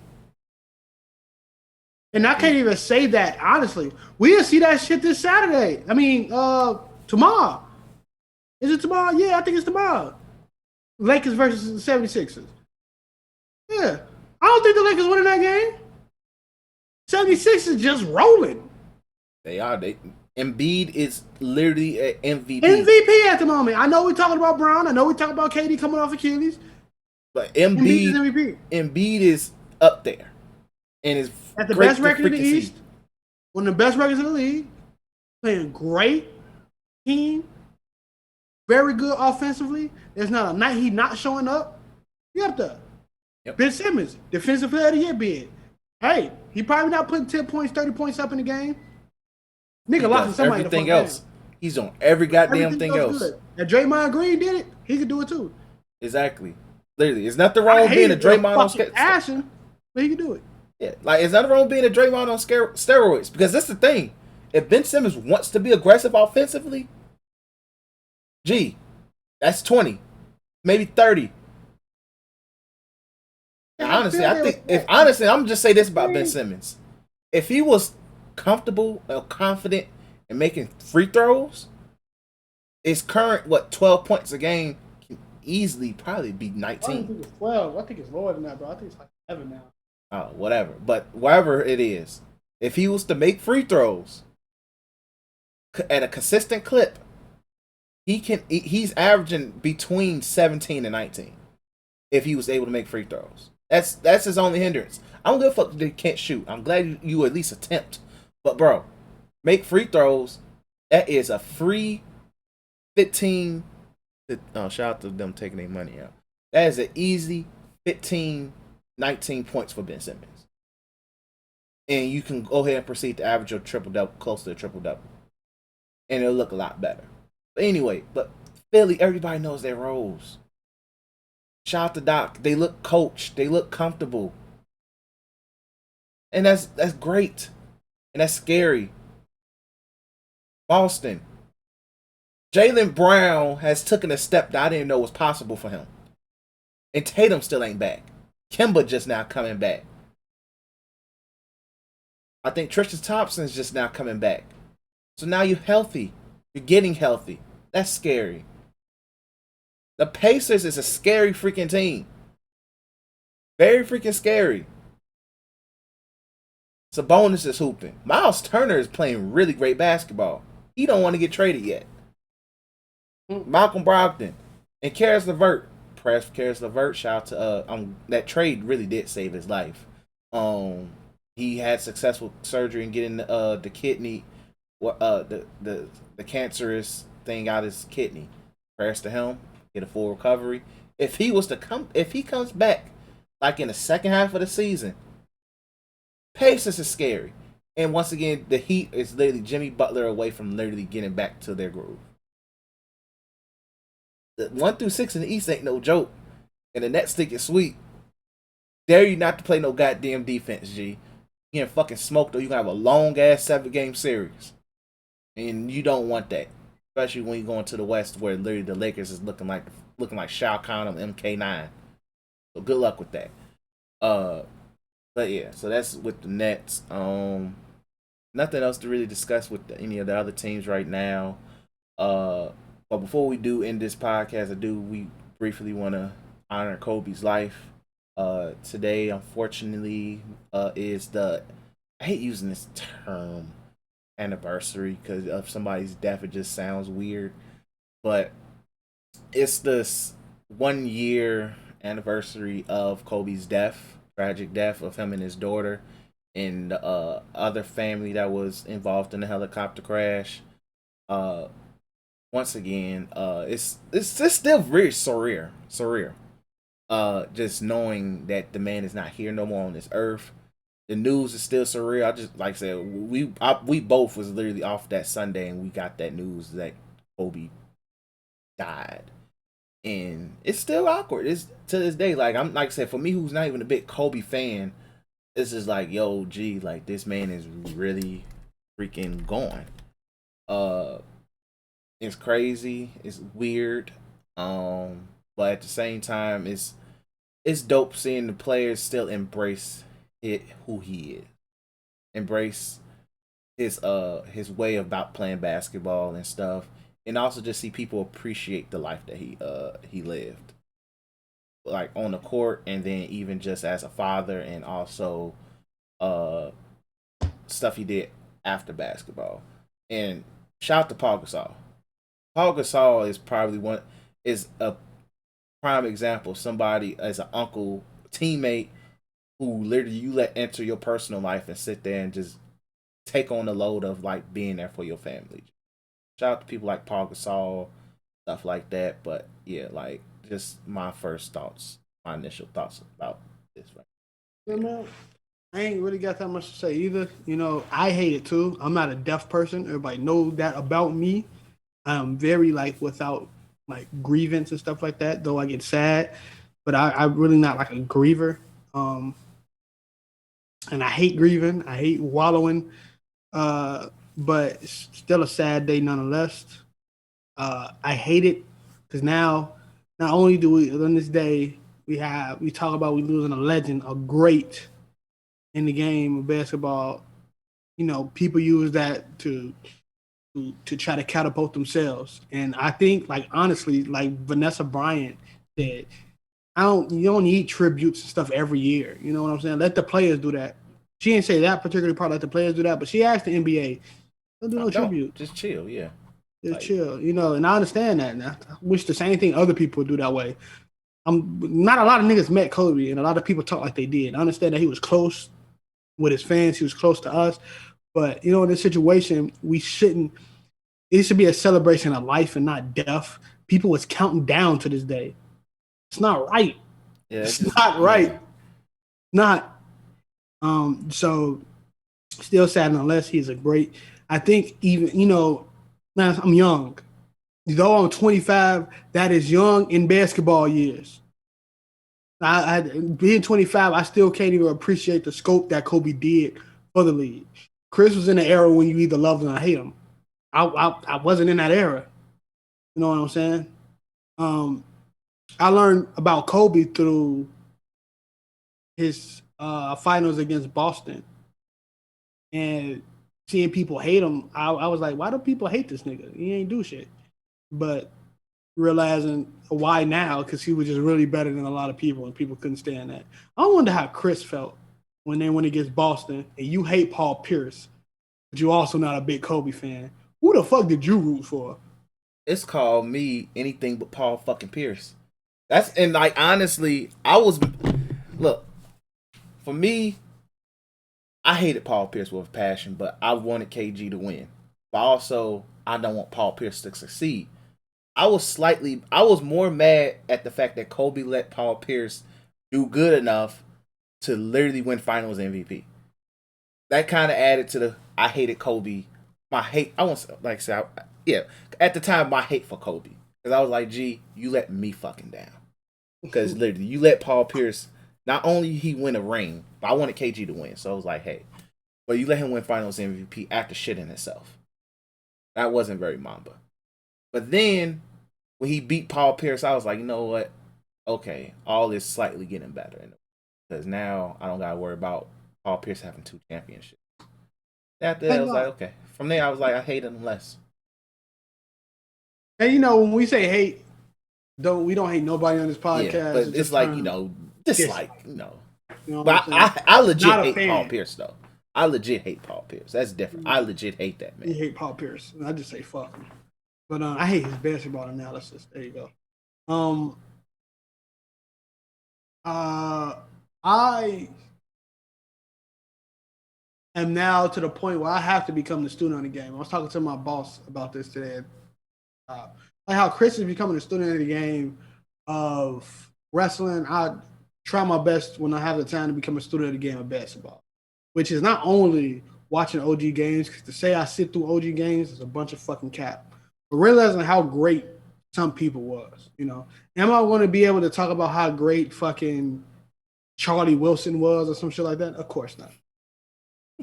Am I going to be able to tell you how great of an asset Rudy Tomjanovich was? Of course not. But when it comes to some of the greats in this league, me having to know what Kobe is validates me being a legit basketball fan. I have to do that out. Kobe is not just a basketball player that came in, did his thing, and left. You say that for like the Tim Duncans, right? Came in, was a success, did what he had to do, peeled out, gone. You'll say that for the Kawhi Leonards when he leaves. Say it for the Kyle Lowrys when they leave. Kobe is one of the people that you look at. He is the epitome of basketball. From the walk, the swagger, off court, on the court, especially on the court, he is the epitome of basketball. Few players like that. Jordan, Bron, Kobe, maybe KD now. When you look at the game, and for the OG niggas, Magic, Larry. For the old OG niggas, Lou Alcindor, Kareem Abdul-Jabbar, Bill Russell, Will Chamberlain. Dr. J. Dr. J. If you watch the ABA, I feel sorry for you because you old as fuck. But, but epitome of basketball. Putting them on your wild mushrooms, putting you top 10, that's all your base, right? Whatever you want to do. Still got 5 rings over niggas. In a very tough era that nobody wants to talk about. But Kobe is the definition, and I said this when we talked about his death in our memoriam episode. Kobe is, and always will be, the definition of your favorite player's favorite player. You see it in the league. I always thought that Mamba mentality shit was corny. Still do sometimes when corny niggas use it. But it's a legit mentality for basketball players who come up wanting to be Kobe. The Kyrie Irvings, the Devin Bookers, even some of the smaller time people like Donovan Mitchell's, and even though we compare his game to like D Wade or DeMar DeRozan, we compare his game to like somebody like Vince or something like that. He's still the embodiment of your favorite player's favorite player, and you just can't beat that. You look at a lot of niggas who talk about their top 5. Especially basketball players. Younger, right? Younger, probably like KD and lower. They will say Kobe Bryant is in a top 5. And I'm not talking about top 5 player, I'm talking about top 5 all time. They will say that shit. Yeah. Do we believe it? Not me, no, but I can flip a coin. I fucking hate Shaq right now, so I can say he's better than Shaq. Personal reason. But you know what I'm saying? It's one of those situations where this man is immortal.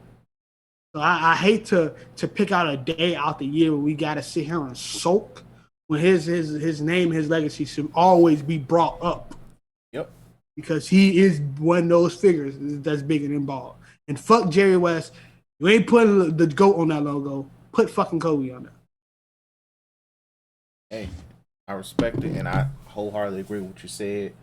And like one thing about Kobe, and I hate to bring this topic up in this situation, but it's like Kobe was so open to like seeing everybody be greater. He motivated them in his way, but was effective.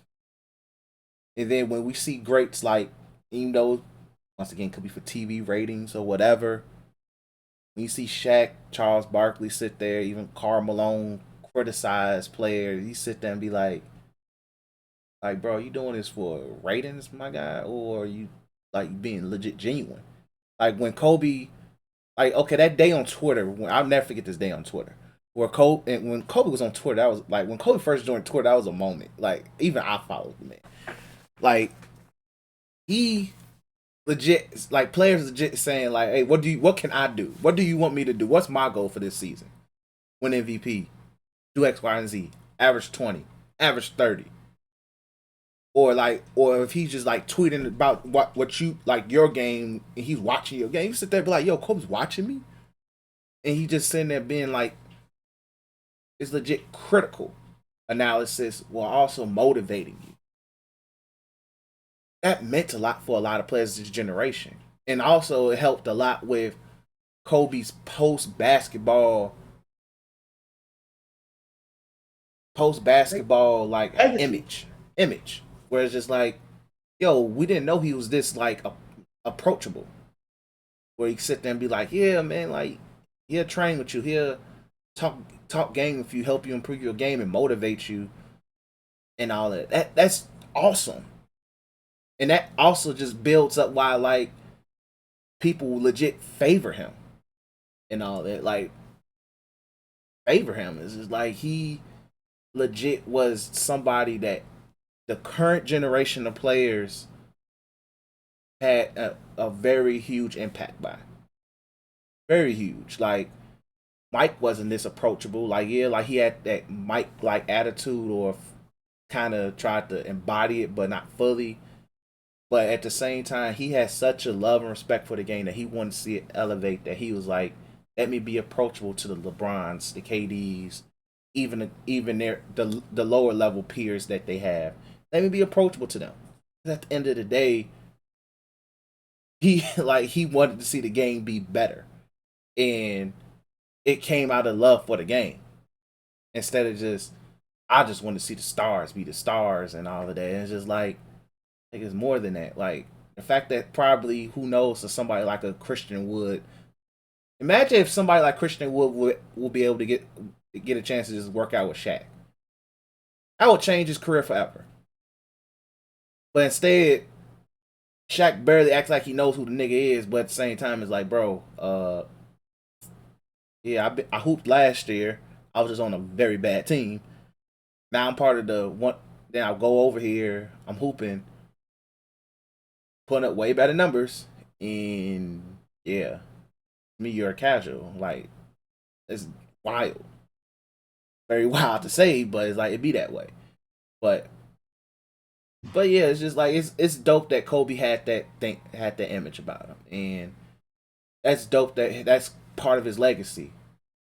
Like it's just it sucks that the man died so young that he would be able to affect the future generations to come like that.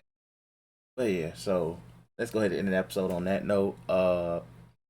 We appreciate you guys for listening as always. Much love as always. Make sure you copy some You Tweaking Media merch. Teespring, type in You Tweaking Media, be greatly appreciated. Also make sure you follow, like, comment, all that on YouTube. If you're watching us, if you listen to us through SoundCloud, Spotify, all of that, make sure you hit that subscribe button, that follow button, and share button. We greatly appreciate it. Follow us on Twitter at Threes from the Ring as well. We'll be talking about anything involving basketball, wrestling, sometimes UFC as well. We greatly appreciate it, and we'll give you guys an episode next week. We won't tweak no more and just be that way. Sometimes we just really tweaked with our come back for next week on Mania. I mean not Mania. I mean the Rumble, and also any updates or anything big with basketball. Next week, I kind of want to do a deep dive on Philly. So I know they playing the Lakers this week. But I want to watch a few more Philly games to actually just do a bigger deep dive on them, and the Clippers too. In the Clippers. I got you. Yeah, so in the Clippers too. So we'll try to focus on them too, and maybe just another random team. But we appreciate you guys for listening. Thanks for listening, and peace. Auf Wiedersehen.